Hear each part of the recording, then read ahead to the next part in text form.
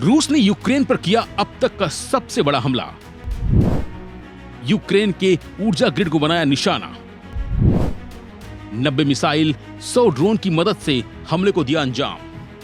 जी हां, रूस यूक्रेन का युद्ध गुजरते दिनों के साथ ज्यादा खतरनाक होता जा रहा है।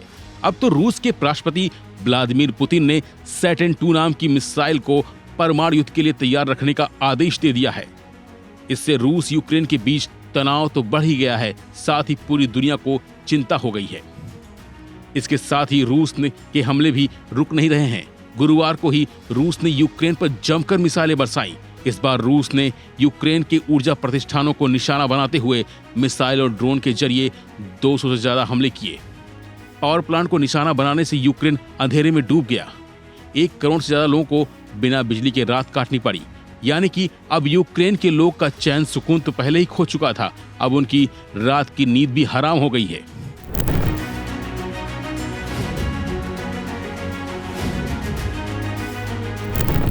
इस दौरान राष्ट्रपति व्लादिमीर पुतिन ने कहा कि यूक्रेन की ओर से रूस में लंबी दूरी की मिसाइलों से किए गए हमले के जवाब में यह हमला किया गया है। इसके अलावा उन्होंने चेतावनी देते हुए कहा कि भविष्य में कीव में निर्णय लेने वाले केंद्र निशाना बन सकते हैं।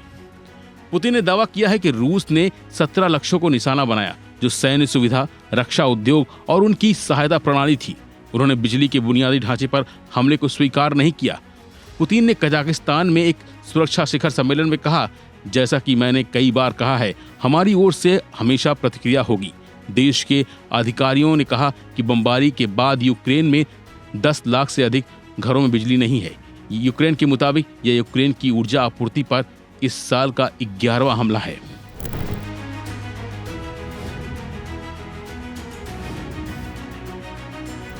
वैसे रूस ने पिछले वर्षों में यूक्रेन के बिजली संयंत्रों को निशाना बनाया है, जिसका उद्देश्य कड़ाके की ठंड के महीनों के दौरान नागरिकों को बिजली और पेयजल आपूर्ति से वंचित करना है, साथ ही यूक्रेन के उत्साह को तोड़ना है। इसके साथ ही यूक्रेन के अधिकारियों ने हाल में कहा था कि रूस ठंड के मौसम से पहले ऊर्जा संयंत्रों को निशाना बनाने के लिए क्रूज और बैलिस्टिक मिसाइलों का भंडार जमा कर रहा है। वहीं रूस के राष्ट्रपति व्लादिमीर पुतिन ने दावा किया है कि उनकी सेना ने बृहस्पतिवार को 100 ड्रोन और 90 मिसाइलों से यूक्रेन के 17 ठिकानों पर हमला किया है। फिलहाल के लिए बस इतना ही। बाकी अपडेट बने रहिए वन इंडिया हिंदी के साथ।